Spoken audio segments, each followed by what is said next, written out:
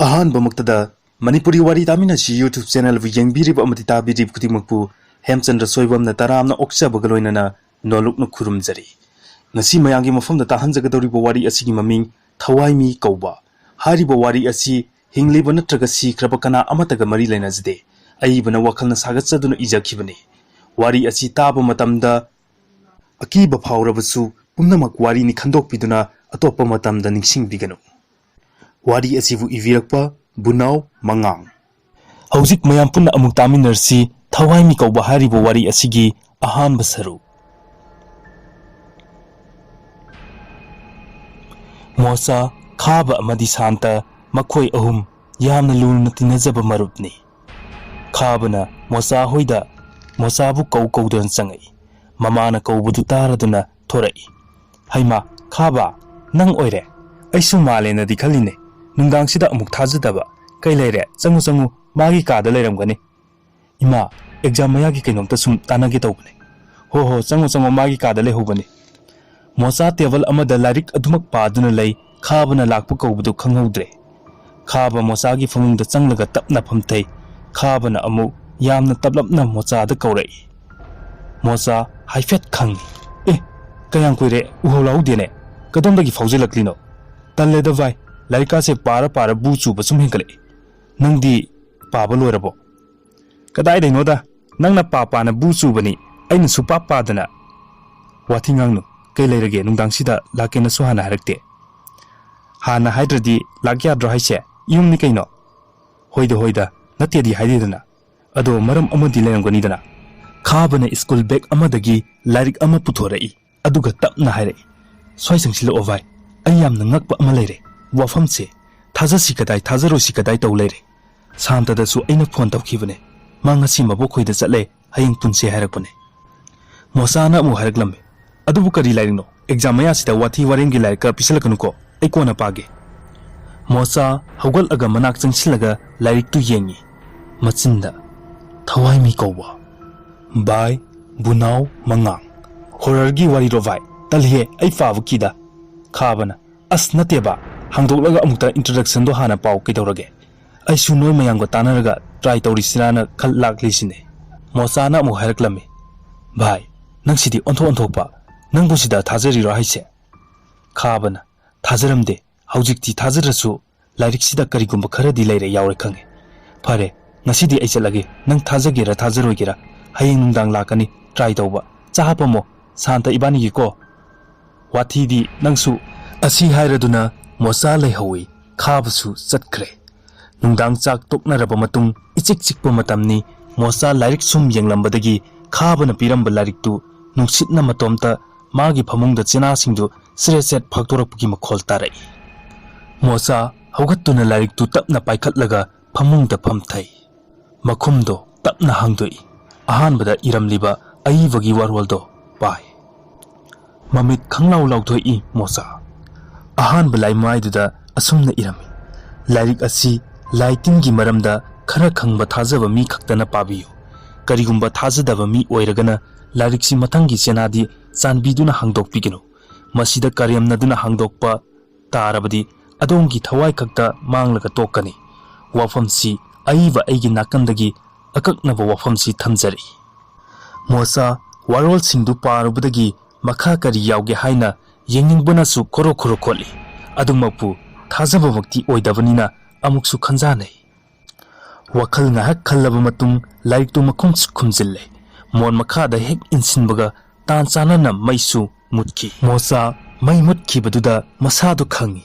mobile da pung kya tarage haina yengbada numidangi pung 12 kara helamme aibu phone tawsirane asi khanduna khabada phone tawi ring chatli adu paikhalakte asumna phone tawraba matungda phare tumageda asi haiduna amambada mobile torch thani fau kauduna maraga kankhal tharaga tumthage hek tawbaga phone amuk lai amuksu khangprek khangi masadu sunitana call tawraklami iye aidi ikaw kawridana lana khanba tare amu sunitana haraklami hello kedorage tumileradi mochana ai lairik ama yinglubadai asum kawrure tumagena tawre thenge nangsu tumo Sunita na haraklammi ngahan kheti para su tharaklaga ngasina kari larikno ai busu kauthokpa ngamhalidubo ngasigi message laktabduda aidi haksang ngamdrabjala kai tawba yawrajano haina thawai wana tawrakle duga makhadagi mapana lawraklami kanano ibungo athengba kari warino nupi oiradi kaya wayong charamoi he ibuo tumo thengeko mapagi waidu nungdang oibana sunita su taraduna mathwai nungaitana ikai nungsi yanaduna phone thami message amuk tharaklami ai dabu nungsi ba henmanbana mafam matam khangkidre dada ai budi lana lawbinuko mochana amuk reply piraklami aina soibane nang sawarno larikto thawai mi kouba kawe khabana pirambane adu yengbada soibane ba sawarno ko good night sunita gi reply amuk lai da wati tawno exam ya sida fare tumna si thenge asumna makhoi animak tumthanakre sunita peri dada dana haibla larikto thajarasu pabinuko adu hek pabada aidi haibide harisini ko da panuko mochana mu haraklam kaisu tawroe khabana try tawse haibuda ekoi pulap tawge tawbane sunitana da please aiso aina khara khangjaba khara leibage haibane larikto asamba larik nati hi ai chenba mantra jadu ki larik ne nangdi kamai khangiba sunitana akiba amagi saktam lawruktuna yamna kanna noklai aduga larikto aina pi khibane asi haiduna kanna nokli mochana mu haraklami sunita kaino nang haidubo ha karino nang ngasi tawribu matawsibo sunitana nang suna thawai lawba nasana yare haiba natro asi haiduna yamna kanna nokli mosa khanghaudana sunita bu kanna kauraga ima haina kanna lawruklami mama su taraduna pakhatna chensilai ibungo kedore sinamit singo kedorege haibne amukta namit pango tabro aina korisibu imgo mocha humangna pumrup luplaga ima tare mangak namba male mama namo imadi ipa pakhalore amukta phaw asum tawdabduda nongsung hangedore tumtharuranu ko amo mochana hoi ima mocha matomta amuk khalli kari mangna hujikirde larikto amuk chingthoktuna munna yengtuna wakhal amada ungduna asumna nongale matamna asum hausin khibna numidang wairam amuk yoksilakle haina khibagi matung ina khabaga santagasu numidang wairam punna lakminare mochagi mamana noisu yorakledana fareda noi ngantana lakpa mochana ngasaidai matomta question chenjari bane khabana hoi ma aikhoisu adu khangdana nganta hekta laklabane santana amuk harklam ima babadi halaktribo mamana halaklaga noigi sa maroido watlamena leiba thokibani kaithelda noisuba exam loiraga nungtigi pumba yabudubu nang horoidabu simangaire khabana ima aduna teda ngasi se ekoi ohum wa ama sum mamana hoi chango isa hoina hen gyan tarapon ida khabaga santaga maningda mosana nganu sembadu mateng pangsilli khabana ekoi laklaga punna tawrasu yabusibu thabak yam phakibai wani ne mochana hairaklam bai silairi lana di khanganu ko ayawbu ngamaroi noi thabak to khabana taning de bai adu oiradi ngasaina haidokpa yadro imana exam maya sida pullena ngang hore santana amuk hairaklam nangna thawai asuk yam yokhal isina karigino ba aisu tandi talle bai nangna haido nangna haiman bagi laklabani khabana miki thingak to oiradana yare chak toklaga gyan tana sanarsi asumna chak toknaraba matungdane mapana noi pangthengdi thengnadi pantharanu ko nganna hannaba taw khabana hoi baba yangalida ngahakti pothagige mapana fare mochana lao kaklo ayi kada santana mo noi maise ngasiki laglaroi jo tawrisibo mochana mu harklami maiki wabu ngarang nungdang mutkibdagi laktri inverter su yadre le macha anisisu charge yaudra male khabana kindle sina sum yare ke dorage mosagi famangda ikoina phamli mokoi ahum khabana laik tu puro mocha nang ngarang paru rabo mochana ngaiko wari hana lekai takisi nangna try tawning lisina karino ai sungarang introduction to paru budagi makha yengri nangonda phone tawbane pairakti khabana ai dum tumeda hojik unadaw leirasibu haiduna tawroktraba santana ai sum tage ko mochana namakha paru rabo haise khabana pare thajabagi pabana te karino khangingduna parubane aduda aina ngaklibudi नुमितुगी अइना इमाना पोकपदगी उद्रिबा अखोय अबोकतो मंगदा मयेक सेंगना हेक्ता उबगी वाने नोंगालगा इमादा तंबने अबोकी मसक कमाय तौगेना अदुदा इमाना नबोक मसक खंगनिंगलदी नपागी iron गोर्डेस मनुंगदा photo एकपा frame चलगा अमा यावरंगनी अदुदा येंगो हायरक्तना येंगबने अदुगदी photo दु उबदा अई तु ख्याउ चुंखिबगी वाने शांतना अदुदा अदुग्याम इंटरेस्ट लौरिना करिगे भाईना हाइनिंगलिसि करिनोबा मोचाना किसिलई सी यौसिलक्लदी अइसु मसाइसु मंगलाकनै भाई हौजिपो इसासे कैनोम इतौ तौई खाबना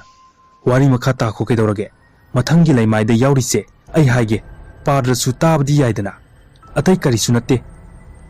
कौगदौरिबा थवाइदु अइना मसक खंगबा मी हाइबदी अइना मसक्तुमा खंगद्रबसु इमुंगसिदा लैरंबा मी नत्रगा लेकाइसिदा अइना खंगहौबा सीख्रबा एनी XYZ ओइगदबनि सिने अदुगा अइना ट्राई तौनिंगलिबसिना डायरेक्ट मीदुगा माइगा ओनसिनरगा वारी साबा याय हाइए सिबु कदाइ फाउ चुंगे हाइबदो अखोय अहुम पुल्लगा येंगबा याइदना शांतना चुमलगना करी काना दौरिगे भाई खाबना अय करीगुंबा सिना चुंबा तारबदी मिया थीना हातकिबा सिकिबा इमुंगसिंगदुगी मोइगी मतेंग पांगबा ओइना असेंगबा लंगला लंजिन पुथोकपा यारेदना मोचाना मधु ओइथोकपा यारोइदा भाई खाबना हो अदुनाबु येंगसी हारिदना इतोमता तौरगा सिखरदी कदौबै सिरनो कनामतना खंगबिररोय अखोय अहुम सुरदी फरेदना शांतना हेरा भाई नंसिदी हिंगमिना सिना होरकपा नतेने हा सिमिना सिने खाबना मीबु हेक्ता सिबु याब्रो मरम जादना अमुक्ता तपथोखो कैदौरगे भाई मोचाना भाई सी वारिसे क्लोज तौरसी सुमलसु लालसु अफबदी सुमोय ओइररोय शांतना अदुना फरनी भाई युमयुमदा हल्लगा पोथानररसी खाब साउगलै फरे नोय यावरसु अई इथोमता लारिकतो मखा ताना पाथगे नोय ngahak संगबिबदी याइदना मोचाना नंगसु मरैदीबा असी हाइदुना लारिकतु मोन मखादगी पुथोरई शांतसु खाबगी मतौदुदा नुंगाइरक्त्रदुना मोचा अखोय अहुम असुकुइना नुंसिनना तिनरक्लगा करिसु नत्तबा वासिगिदमक मतोमता थादोकपा नुंगाइते ओइनिंबो ओइसनु अखोय वाखल निंजेन मानबना चुमोइद्रो मोचाना चुमे बाय खाबा नंगना हारिदो अखोय यारे अखोय अहुम पुन्ना येंगमिनरसी असुमना लारिकतो फाकपा हेट हौरकपगा खंगौदना नुंसित कन्न सिटपा हौरई कैंडल सिंगदु मुत्तनबा मखुत सिंगदुना खुंबा लाक्नरी मोचाना अमुक हारक्लमी तांजासिदा नोंग अमुक चुंगरक्तोरा माले तौरिसे शांतना नोंग ममित फागलकपुदुदा किरम्मी भाई नोंगसे कंसिलक्लदी कमाय तौबा मखादगी मपाना हारक्लमी नोइबु वारी लोइद्रिबो नोंग नुंसित लाकदौरिब्रा कैनोम तौरिने मोचाना अमुक बाबा मोय लेक्लनिये ngasi yumda phone tawraga haidokrabane asumna haijillammi mapana adubu oiradi fare thongnawdo fajana lonsiluko mochana hoi baba noi phone do tawkro swaida nong kana sure thengladi leklani haina asumna makhoi animak mayumda phone tawkre santana yare ko vai khaba si oiradi ngasidi nangna ningbudo naning tamna yengjaro ekhoi anisu nangkidama kari taw haibno hairo ekhoi ready da leire खाबना cine using मरुप हाइबदो भाई यामना नुंगाइरे mocha थोंनाव थिंजिलुरगा मोय अहुंगी फमफमदुदा सोर सांगना होंदोकलगा फमथै candle खरा याम सुखत्तुना तुम मांग ओयेत लोइना थालम्मी मसादा हाइनदब अमदि अदुम फावरम्मी अदुबु मतोमता नत्तबसिबु खंदुना मोचाना भाई मखाना करी हारिगे अमुक येंगलसे अदुदि खाबना होय भाई शांतना अमुक हारक्लम्मी अमुक्ता ngaiko नोइना कौगे खलिसी कनानो हेक्ता पंकौदा कौबा यादेदाइने मोचाना होइने सुमिने भाई शांतना हाइसे अमबु ओरे अखोय मखा लेकाइगी संगीतादो हेक्ता हाइरो खाबना कमाइना लेखिदबनो हाइसे नंग मसा खंग्रो भाई मोचाना होय भाई खंगे थौरी यालंबने शांतना अस अतोपा अमा हायुबा मोचाना पाखतकिनुबो शांता भाई खाबा संगीता असुम हाइरो खाबना होय भाई मखा पाद्रिङैदा मिंग पनबगा मोचागी तुंगदा नुपी अमगी सक्तमदा ममी सामी लाकपदो शांतना उरई शांता वादी ngang नाकंदा मोचागा खाबगा मोइनिगी खुत्ता कन्ना पाइसिल्ले भाई तुंगदैसे मोचागा खाबगा ओंथोकलगा येंगी कनासु उदे मोचाना कनारो भाई खाबना भाई अमता येलखिनो मखा कई हारिगे अमता येंगिसे शांता तसेंगना कीरे अदुबु तुमिन्ना अदुम लेरे होय भाई Yengo, Hona Paro, Kabana, Larik Sibu Pari Vasinda, Wafam Amaga Hana Tamzage, Taugatori Vatoram Paninda, Haizari Vasatna Kanglon Sing, Nakna Satpina Amuka Haizari. Ahan Bada, Maira Manga Haibadi, Sutek Marida Amamam Tanbiro, Mayaida Amaga Tanbiro, Ani Subada, Lay Makal Tariat, Lalaton Amada Haptuna, Mayai Tangbada, Mairaga Konana, Tambiu. Ahum Subada, Tamoina Katnimba, Hairuk Amma, Hekta Adusu, La Asengba Amada Katpiu. Santa, Masado Takni, Hosik Pukadai the Gilay Makel Tariat no by. Mosana, Naiko, Yam Ting Basunate, no Sekara Patakisano, I call you no Navase, Lay Makal Tariat Tanate, Makal Sure, Adugi the Arabini by, Makata Robai. Santana, no di Kandi, Adi Isase, Kanoto Rebai, Carbona, Nupamani the Vai, Kashuto Rokidorogi, Mosana Haraklambi, by Mamiti Pai, non di Kara Patava Male, I lay do hate Nuragebai. Carbona, Naiko, Isulake, Santana, I don't tell you Bungamuko, Aduga Nundanga, no any hectoido, Todita Haidabane. Carbona, Matang Tangini Vai, Lake di Hogolo, La Odana. Makoi Amumak Torai, Santa Gimita Amuksu Rai, La Fumakong the Nupi Ama Fat Launa San Kibido, Santa, Mihul Sudre, Bai, Lado, Asilafum Pambis de Hector and Noido. Mosa, Manicadore Bai, Narolga Farakiduna, Kari Haiba. Lay se hana hekise Santa wa makata dre tumin adumaki na kina inne asumna la lay hekba loiraga amu mosa gi ka da changlay khabana mosa kendal feker kai dabdi leram kichano ye aduga hayuktuna kamaina tawba mosa na leram gani bai hayuktuna sem leram gani yani ko khabana hoi bai yani haying su amuk puladi imahoina bab am khalani thengla su thengna ngasidi loisinaba tawse bai mosa na hoi bai Lairamo, I Makada Amukumuki. Mosa Hekum Kibaga, Lolam Batona Matonta Hangdorei, Nusitki Saumna, Makon Tokna Hirami. Matang Chita Hanzere Wari Sigi Ahan Basaruklo Sinzare, Wari Asi Patok Sabumatamda, Soikilan Kibaya of Supuna Maknangak Pio Hijabagaloidana, Amukohana Tabiri Amadi Yang Biri Kudimapu, Hemchandra Soibamna, Kurumzari.